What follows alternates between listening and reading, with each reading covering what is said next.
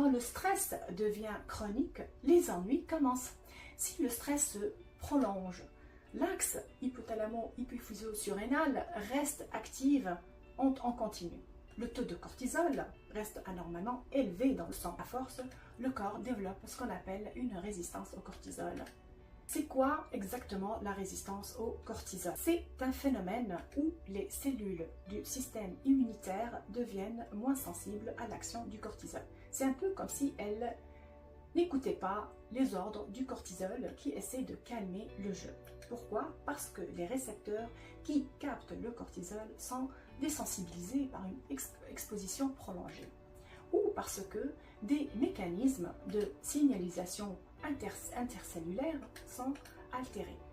Conséquence, même s'il y a beaucoup de cortisol, le système immunitaire continue à produire des cytokines pro-inflammatoires comme si de rien n'était. Le corps entre alors dans un état inflammatoire chronique où le feu de l'inflammation continue à brûler et ce feu peut finir par atteindre le cerveau, comme on le verra un peu plus loin dans cette vidéo. En résumé, stress ponctuel, activation temporaire, cortisol protecteur. Stress chronique, activation prolongée, résistance au cortisol, inflammation chronique. On vient de comprendre comment le stress chronique transforme le corps en un terrain inflammatoire. Mais ce n'est que le début.